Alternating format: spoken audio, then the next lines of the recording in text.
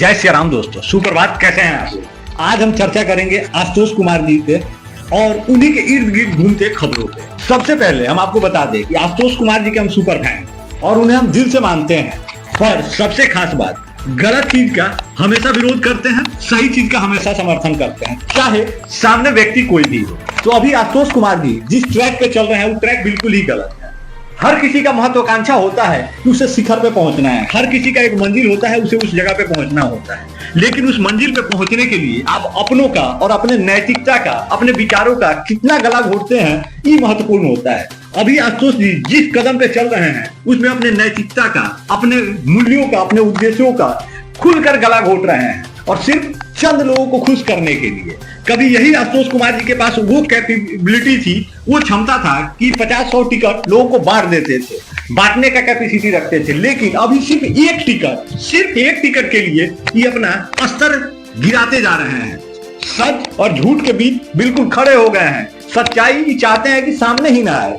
जबकि सोचिए, हम चर्चा इसलिए कर रहे हैं कि अभी प्रशांत किशोर जी ने एक मुद्दा छेड़ दिया है, शिल्पी गौतम हत्याकांड का, और उसमें स्कैम के बीच में फंस गए हैं सम्राट चौधरी। प्रशांत किशोर जी ने क्लियर कहा कि 1999 में जो शिल्पी गौतम हत्या हुआ था या आत्महत्या हुआ था, उसमें जांच के दायरे में सम्राट चौधरी भी थे, शायद क्योंकि उस समय एक नाम जिक्र हुआ था राकेश कुमार का, और सम्राट चौधरी का भी नाम राकेश कुमार है। इस मायने को सिद्ध करते हुए उन्होंने बीच में सम्राट चौधरी को रख दिया। केस हाईलाइट हो गया।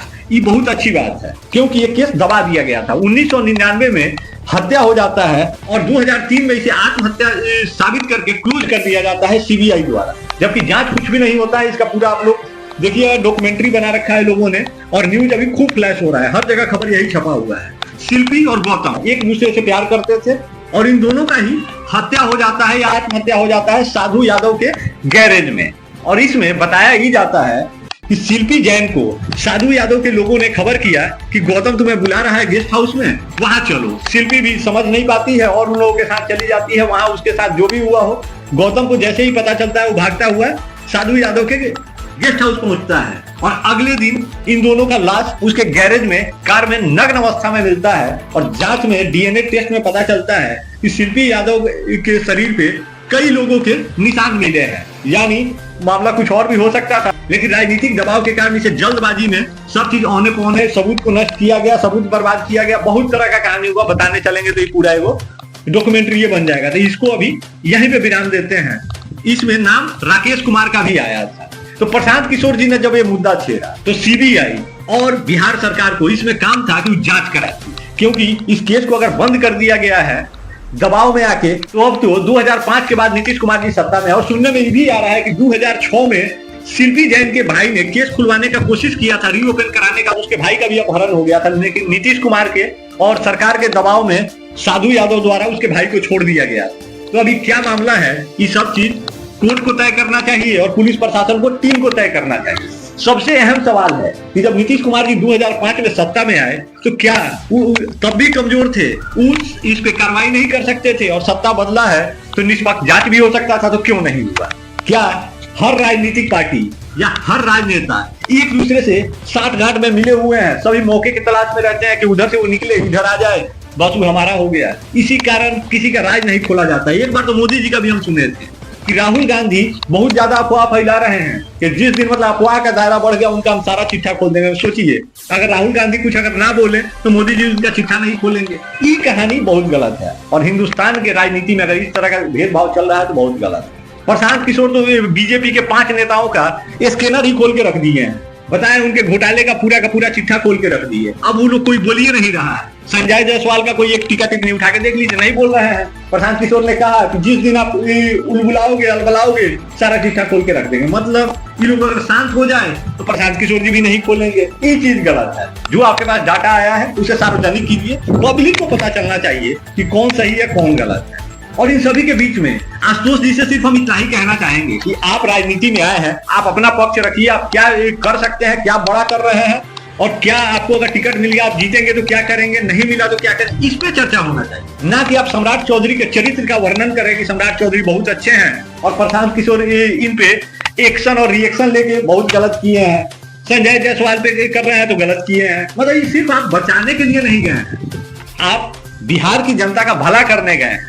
तो इनका भला तब होगा जब भ्रष्टाचार मुक्त बिहार होगा। और इसके लिए आप क्या कर रहे हैं, ये चीज बताइए। आपको अगर लगता है प्रशांत किशोर में कमी है, उनमें दिक्कत है, उस चीज को आप उजागर कीजिए। लालू यादव में क्या कमी है, उस चीज को उजागर कीजिए। लेकिन आप तो हमको दिख रहा था आप वॉशिंग पाउडर निर्मा हो गए हैं, सिर्फ लोगों का मैले धोने के लिए आप बने हुए हैं। ये चीज गलत है। आप अभी सिर्फ वही काम कर रहे हैं। ऐसा तो नहीं है कि विजय सिन्हा जी वाला कुर्सी आपको चाहिए। बीजेपी में जाने से पहले आप कहते थे कि हमारे समाज को जितना हिस्सेदारी मिलेगा, जो अधिक हिस्सेदारी देगा हमारा समर्थन उसके साथ होगा। आज आप भाजपा में चले गए तो अब समाज की हिस्सेदारी से आपको कोई लेना देना नहीं है। समाज के लोगों को टिकट मिले ना मिले कोई फर्क नहीं पड़ता है, आपको टिकट मिलना चाहिए। कहीं ऐसा तो नहीं है आपके मन में ये विचार तो नहीं चल रहा है?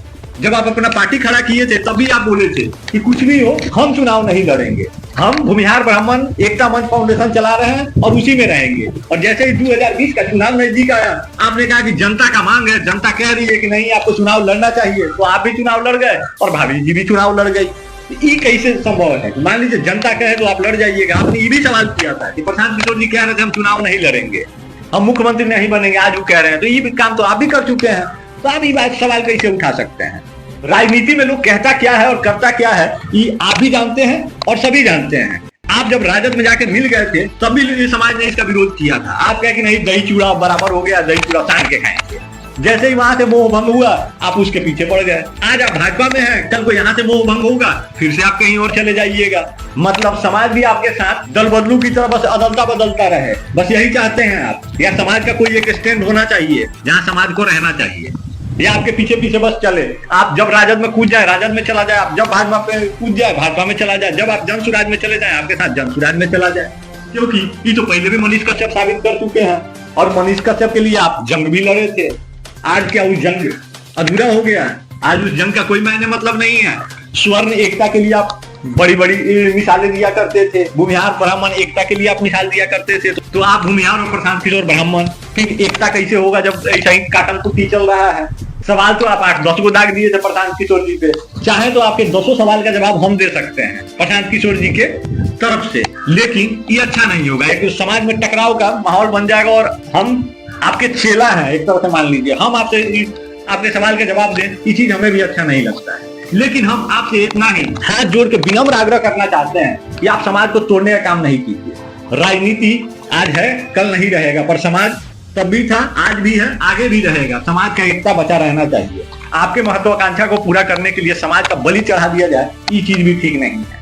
आज भाजपा में आपको क्या ऐसा खासियत दिख गया है? जो भाजपा कभी हमारे समाज से दरी और चादर बिछवाता था, आज भाजपा क्या मतलब सब कुछ दे दिया है, दरी चादर कोई और बिछाने लग गया है। ऐसा कैसे हो सकता है? आपको टिकट मिलने से पार्टी अच्छा हो गया, आपको नहीं मिलता तो पार्टी खराब हो जाता है। ये चीज अच्छा नहीं है आशुतोष जी। और सबसे खास सवाल हम हमेशा आपसे पूछते रहते हैं, या आपके जो भी निकटतम है उनसे पूछते हैं कि एक चीज बताइए कि अगर आज समाज को राजद 50% का हिस्सेदारी दे दे अपने में और कहे कि हाँ आप लोग चुनाव लड़िए, तो आप उन लोगों का समर्थन करेंगे या विरोध कर देंगे? आप क्या चाहते हैं कि समाज को हिस्सेदारी मिले, अधिक MP MLA जीत कर जाए, चाहे पार्टी कोई भी हो, या सिर्फ यही चाहते हैं कि समाज के लोग जीते या हारे उससे फर्क नहीं पड़ता है, भाजपा के प्रत्याशी जीत के आने चाहिए? आप अपना स्टैंड तो क्लियर कीजिए। आप अपना स्टैंड तो क्लियर करते नहीं है और प्रशांत जी से 10 सवाल का जवाब मांग रहे हैं, जबकि एक भी सवाल वाजिब नहीं है और जनता के हक के लिए फायदेमंद नहीं। आप कहते हैं प्रशांत किशोर जी पैसा खर्चा कर रहे हैं, बता तो रहे हैं कि हम कमा रहे हैं, कहीं और से यहाँ खर्च कर रहे हैं। अगर हम कमा रहे हैं और हम चाहते हैं कि हमारा पैसा हमारे लोगों के भलाई में खर्च हो और उनको बढ़िया जानकारी देने में, उचित व्यवस्था बनाने में खर्च हो, तो क्या दिक्कत है? इसमें किसको को परेशानी नहीं होना चाहिए था। चोरी करके तो लाए नहीं है। और ये तो बहुत खुशी का बात है कि प्रशांत किशोर जैसा लोग अगर यहाँ का कार्यभार और सत्ता संभालता है तो बिहारियों का बहुत फायदा होगा, बहुत मुनाफा होगा, अच्छा इन लोगों को प्लेटफॉर्म मिलेगा। क्योंकि प्रशांत किशोर जी उतने काबिल हैं कि 2 घंटा में 11 करोड़ रुपया फीस चार्ज कर लेते हैं। बाहर से कमा के लाएंगे, यहाँ बिहार में बांटेंगे, बिहार के लोगों का भला होगा। तो इसमें बुराई क्या है? इसमें कहीं हमको बुराई नहीं दिखता है। अब जो बेरोजगार हैं, जिनके अंदर काबिलियत नहीं है, वो तो हर हाल में कोशिश करेंगे हम बिहार के जनता से ही कमाएं। लेकिन प्रशांत जी में वो काबिलियत है, वो बाहर से कमा सकते हैं, उनको बिहारियों को लूटने का जरूरत नहीं पड़ेगा। तो हमें तो लगता है कि प्रशांत किशोर जी सही है। आपको भी अपना डिसीजन बदलना चाहिए और इनने से निकल के ओने जाना चाहिए। बाकी आप क्या कहते हैं और आपके समर्थक क्या कहते हैं, कमेंट करके बताइएगा। बाकी हमारा अभी यही सवाल है, शिल्पी गौतम केस में जांच होना चाहिए। अब तो सरकार और सिस्टम भी बदल चुका है, तो इसमें जांच में अब दिक्कत क्या है? साधु यादव अगर मना कर रहे हैं तो जबरन लीजिए। अगर किसी का हत्या हुआ है उसे न्याय मिलना चाहिए, न्याय क्यों नहीं मिलेगा जी? और आशुतोष कुमार जी आप काहे उसको न्याय नहीं दिलवाना चाहते हैं? गौतम सिंह या तो राजपूत होंगे या भूमिहार होंगे, इससे दूसरा तो कुछ होंगे नहीं। जब भी होंगे स्वर्ण समाज के होंगे। एक डॉक्टर के पुत्र, वो भी एनआरआई डॉक्टर के, पैसा भी कम नहीं रहा होगा, सब चीज रहा होगा, फिर भी अगर हत्या हुआ है या आत्महत्या ही किए हैं तो इसके पीछे कुछ तो कारण होगा। कौन पता लगाएगा? आप तैयारी कीजिएगा। प्रशांत किशोर जी गलत ट्रैक पे जा रहे हैं, आप आगे आइए, फ्रंट संभालिए और इसका जांच करवाइए, न्याय दिलवाइए। प्रशांत किशोर जी का तो शुक्रिया अदा करना चाहिए कि सोचिए गड़े हुए मुर्दे भी उखाड़ के ला रहे हैं कि हाँ इसे न्याय दो, काहे नहीं दिए? मान लीजिए कि लालू युग में हत्या हुआ है, उस समय जंगल राज था, तो नीतीश कुमार जी तो मंगल राज लेके आए थे। तब जो अमंगल हुआ था उस सबका राज खोलना चाहिए था, पर्दाफाश करना चाहिए था। लेकिन ये तो देखे कि ना भाई, काहेला मुझसे दुश्मनी ले, फटती तो इनकी भी है, फटना नहीं चाहिए। राजनीति में निडर व्यक्ति का आना बहुत जरूरी है। आज प्रशांत किशोर जी कोई वर्चस्व नहीं रखते हैं, कोई पॉलिटिकल पावर उनके साथ नहीं है, हर पार्टी से बैर किए हुए हैं, फिर भी निडर होके घूम रहे हैं, कोई फर्क नहीं पड़ता है। तो नेता वैसा होना चाहिए जो डरे नहीं, किसी के दबाव में काम ना करे। अब आप भी तो मतलब बीजेपी के दबाव में काम कर रहे हैं, बीजेपी के हिसाब से बोल रहे हैं, काहे इसे चलेगा? ये सब नहीं चलना चाहिए।